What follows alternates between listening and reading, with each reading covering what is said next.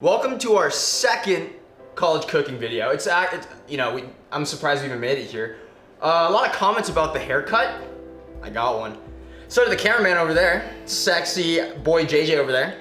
Got a haircut as well. All of us got haircuts, so we're good to go. We're rocking it. All right, anyway, today we're gonna be making fried rice for you. A really basic kind of dish that I think every college kid should master. But I don't have any day-old rice. And I feel like right now, a lot of people tend to use day-old rice, just like it's the home style version. But courtesy of Chinese Cooking Demystified, they found out the best way to make a fried rice is instead of going through the rice cooker method and leaving it in the fridge or the freezer for like an overnight or a day even, you can just steam your rice and it's ready in 10 to 15 minutes. So what we're gonna do today is we're going to do that exact same method because I know a lot of people out there, like even though you might have rice cookers, you want your fried rice like tonight. So that's what we're gonna do with this. So our first step, obviously, in recreating this recipe is going to be washing our rice. And for those people who don't wash their rice, let me be clear. Wash your goddamn rice, please.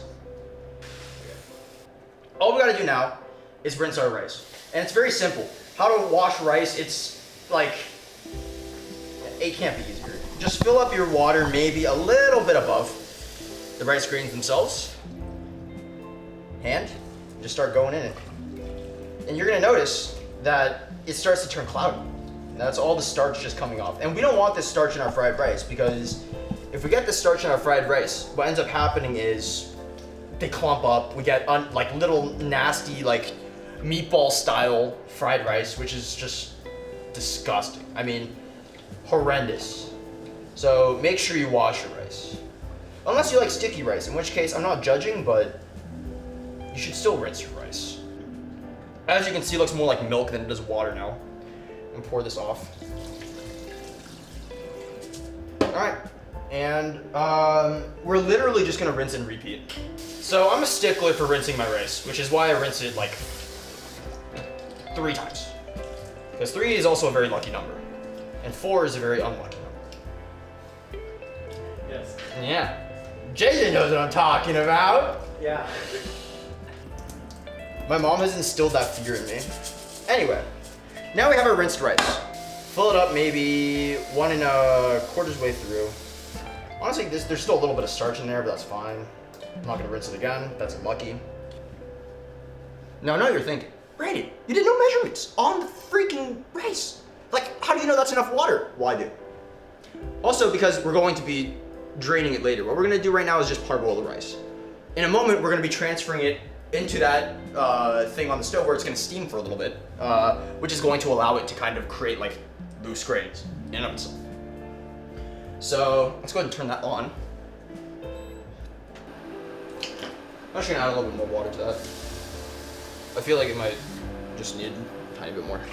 There we go.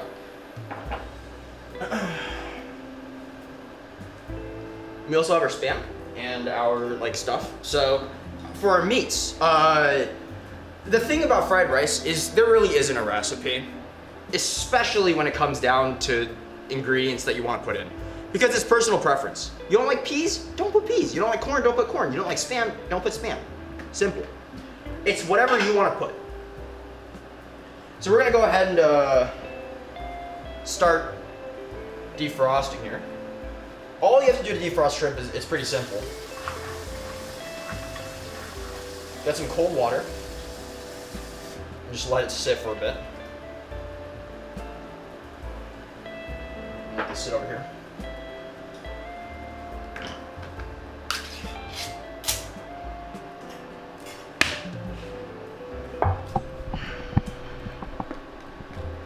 I know this thing probably kills you like 5 years early, but it's fine. It tastes good. Like, is there any true replica to Spam? No.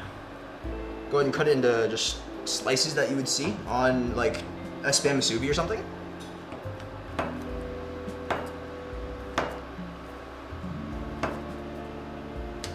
Is it even meat? I don't know.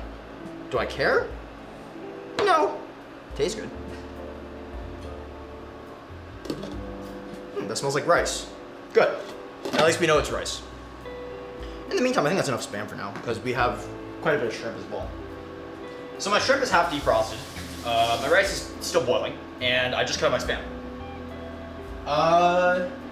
There doesn't seem like much else we can do at this moment. So we're just gonna let everything sit for a bit and allow the rice to kind of cook itself. Eventually, when we feel like it's reached that specific point that we're able to pull it out, I would say maybe 5 to 7 minutes. That's when you should be able to say, okay, we've boiled enough. We can start, we can strain it and move it to a colander, like we'll show you in a bit. All right, so our rice has just been boiling for a bit, and it's starting to reach that point where it's transitioning from hard grain toward actual, rice. So I'll add a little bit more water for now to kind of offset the boiling process while we get our colander ready to strain. That's not gonna do enough because it's induction. Lord help me. All right. Okay. I need an extra pair of hands. Introducing the one and only Gil. Hello. All right, Gil's gonna help me drain the rice. Gil, can you take this pot and move it so that the rice goes through the sieve? Artie, please get a close-up shot of this. This is really important. Go ahead, Gil.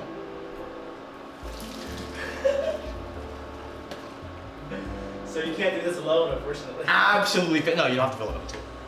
Absolutely fantastic. Now, before this whole thing goes and, drains itself out, we're gonna go ahead and get rid of most of the loose kind of water in there. Now what we're gonna do, since we have our drained rice, is we're gonna transfer it over here to the steamer, right? The steamer basket. I've put a little bit of a flour sack on top just so the steam can go through. I'm just gonna go ahead and put our rice in there. As you can see, the rice is definitely not done yet. It still needs to steam for sure. The only question is how we're gonna get that effect, and that is through, the steaming process. So we should let it steam maybe 10, 15 minutes, just sitting, on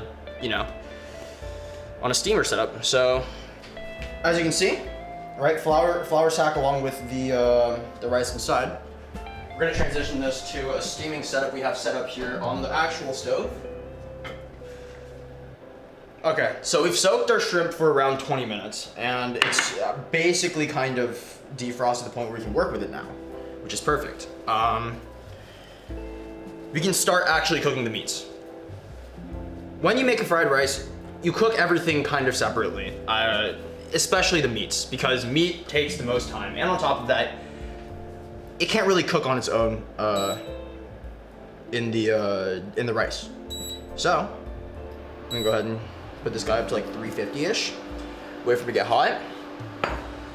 If you don't have a wok, a lot of people don't, and it's fine. If you don't have a wok, we recommend just any pan, because the idea of a fried rice is to maximize surface area that the rice is in contact with, right? You want to fry as much rice as you can. So the best way to do that would obviously be a wok, because a wok is hot on all sides, but we don't have that. We have a pan. It's the closest thing you can get in a home kitchen. We also recommend one. The pan's hot. We're ready. Oil in. With our meat.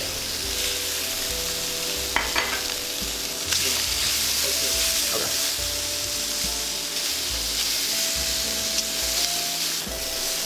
We just want to get that nice color on there. You see these ones that kind of have color on them, like this one right here? That's the kind of color we want to get. Right there.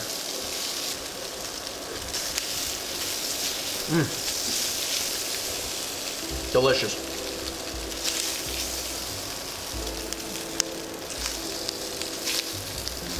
All right, and the best part about Spam is you can pull it whenever. I know people who like their Spam like super crunchy and like crispy and stuff. Not my thing, but I will happily lightly fry it for a bit.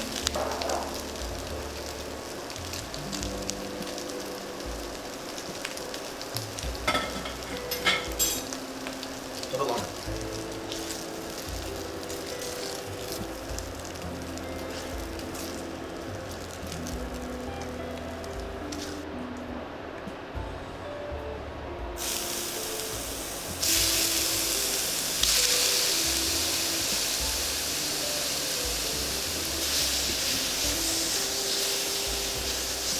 frozen shrimp is such an easy thing to make too. Cooking's easy, dude. So easy. Not really. Yeah. I think for the most part this shrimp has cooked itself through. And we don't want to overcook shrimp because it kind of becomes nasty after that. So, grab that. Wow, we're back? Okay, we're back.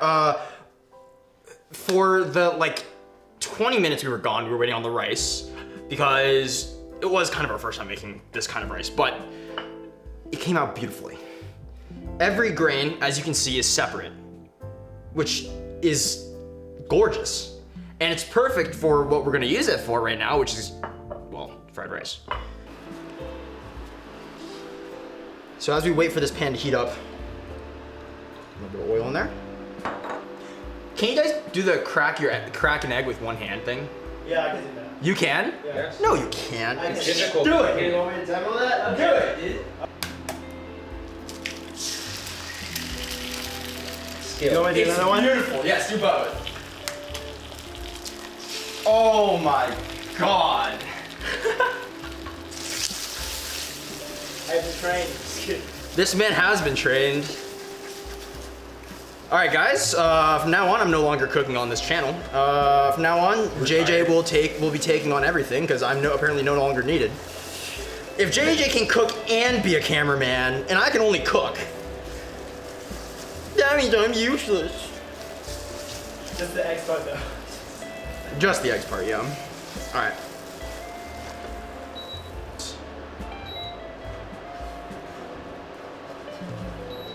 This is definitely not coming off. No, don't worry about it. We're back on a really high heat. I think this is like medium high, even closer to high. And we're just gonna go ahead and, a lot of oil here because there's a lot of rice. Just gonna. And look how it just falls apart into the pan like that. You don't get that with day old rice. Like, look, I don't have a single clump. Look at that. That is phenomenal. I really have to thank Chinese Cooking Demystified for their video on this because, gosh darn, this is incredible and it's life-changing. Just look at how much less work I have to put in to free up the, like, you know, each and every single grain of rice. They're all already separated. Maybe a bit more oil. Really quickly, just to address the whole thing about fried rice and what to cook it in. You can use oil. I know a lot of college, you know, like, for the most part, you probably only have oil in your pantry. But if I was cooking this at home and I wanted to impress someone or make it taste like restaurant-style fried rice, I'd probably add lard to this. And I know you're thinking lard is like probably really unhealthy for you, and like, you know, you're probably gonna die and everything of cholesterol and heart disease. Yeah, you're all gonna die anyway, so you might as well enjoy it while you're here. Eat some lard. It's delicious. It makes the best fried rice in the world. I guarantee you. In with our meats.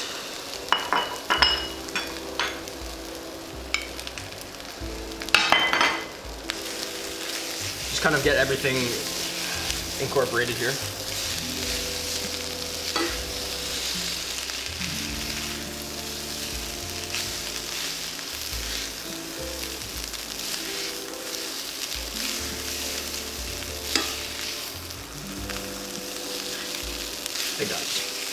I got you. I just realized I was like, what the fuck is this? Oh, Alright, we're good. Enough. Yeah, enough of that. A little bit of salt. A little bit of pepper as well. Right there. Yeah, once again, the automatic pepper shaker and salt shaker, so I don't have to, you know, actually use my hands. Tiny bit of soy sauce. Wow, look at that filter.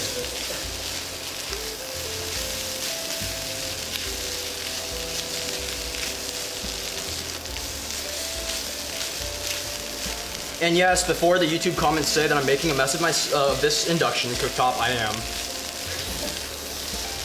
Apparently I can't cook. So, or I can't keep myself contained when I cook. I get too excited, so everything just falls over. And you have to flip it very weird. Fast. All right. Now what I like to do is I like to let this rest and sprinkle some frozen veggies on top. Now the reason I sprinkle the frozen veggies on at the end is because I feel like if I sit here and let this kind of steam, the veggies stay green. If I added them before, they would have probably darkened in color, probably not looked as vibrant as they do right now. Okay? Sometimes. Yeah, that's... So we're gonna let that steam for a bit. Just off the heat, you know, because there's still heat in that rice. Get green onions. Okay. So what I wanna do is I wanna cut off the roots first. If you are one of those people who saves your green onion roots to regrow them, then you do that. Me? No. I don't like the tips. The tips kind of taste yucky and old. So I don't really like using them. At this point now you kind of want to just cut them as like small as you can, like as thin as you can, but I'm really bad at cutting, so I can't cut them thin. But you can just kind of bunch them up and kind of just mow through them. I don't have much space. But once again, it is a college cooking show, so it's not like I'm supposed to be professional with this. Maybe. We have our beautiful fried rice. See, it's still, you can still kind of hear it, it's still kind of simmering in the background there. Go ahead and add some of these bad boys. Straight on top. This guy didn't even get cut up. It's fine.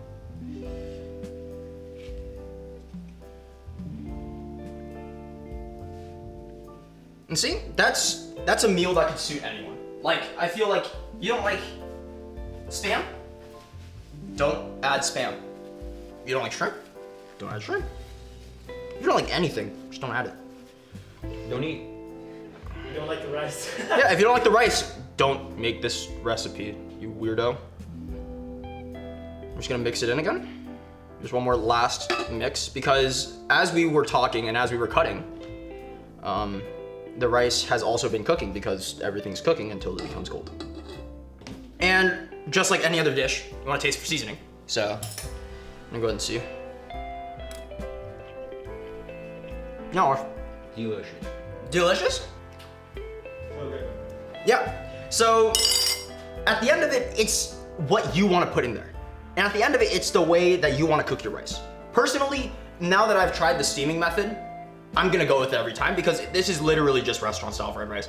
The amount of work that I have to take to loosen up each and every single individual grain is a lot less when I steam the rice compared to when I use a rice cooker and wait for day-old rice.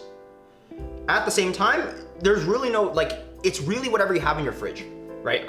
I mean, we had extra Spam, we had extra shrimp, we can make a video about it.